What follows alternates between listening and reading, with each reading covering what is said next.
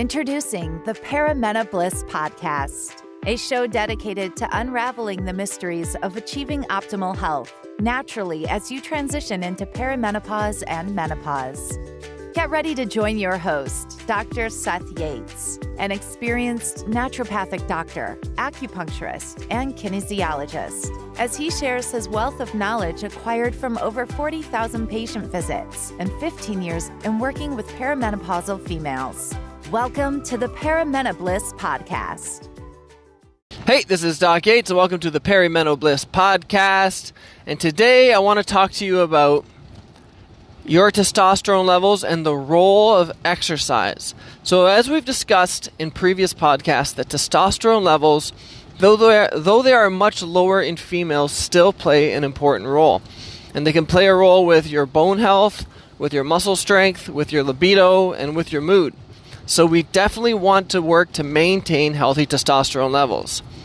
Now, especially because generally speaking with mainstream medicine, they don't really do anything for females with testosterone levels. At best, you'll normally find just estrogen. And then I find with a lot of functional medicine specialists is that they often give testosterone too early, in my opinion, because I see a lot of patients come in and they're having side effects of excess testosterone just because it was dosed too early in kind of their whole health plan, because there are multiple things that can play a role with your testosterone levels. One of those, as we've discussed previously, is you want to make sure that you're just addressing your progesterone levels and your estrogen levels first, because the role of those hormones can play a role in the production of your testosterone levels, the production and maintenance. So it can actually, there's an indirect pathway that testosterone can be produced with progesterone, and progesterone can stop testosterone from being broken down into DHT. So you really want to get those things balanced first. Now I want to discuss the role of exercise. And this will be pretty quick because there's just a few key points that I want to go over. One is when you first, to get the benefits of exercise on your testosterone, it's normal when you start like a new type of program, it gives you the best effect. And it can't just be any program. The effect has to be weights or HIIT training. And ideally you're doing things where you're training larger muscle groups. So your glutes, your hamstrings, your legs, those are going to give you the best effect. You can still do any other type of weights and everything that you'd like to, but you want to make sure that you're hitting those groups. And as for the HIIT, a lot of times people get HIIT confused and they think it's just circuit training. But you have to have an element of it that is high intensity, hence the high intensity interval training. So sometimes you go to a HIIT class and you're really just rotating through exercise. What you should be doing is it's a high intensity exercise followed by several lower intensity exercises where your body has a chance to recover until it can do another bout of high intensity exercise. So it's almost, imagine like, say if you're doing a sprint, by the end of that sprint, you can't just go sprint again. You need to let the body relax and then work on a different body part until the legs are ready to recover. So now on the other hand, long cardio, like say you're training for a marathon, while that can be really good for your endurance, can have a negative effect on your testosterone levels.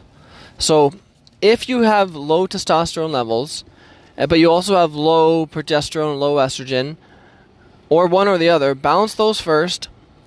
Start in doing some weight training. Give that some time. You can add some certain herbs to the plan, like epimedium or maca or ashwagandha. And generally I've found that corrects most of any symptoms associated that I've seen with low testosterone. Now, the other concern that people have is like, well, I don't want to get high testosterone from. That's the nice thing was when you're treating it from this aspect naturally, is that it's not going to drive you to too much testosterone. It's not going to push it the other way. So you don't have to, unlike if you're taking testosterone as a therapy, which can do that, you don't see this with treating it through exercise, balancing the other hormones, and through herbal extracts. So just a quick podcast today, and I just wanted to touch base on that. These are a few important tips on how exercise can improve your testosterone and the symptoms associated with low testosterone. I hope this was helpful. This is Doc Yates, signing off. Thank you for tuning in to the Paramena Bliss podcast. Don't forget to hit the subscribe button and visit paramenobliss.com for more valuable information on how you can thrive during your transition through perimenopause.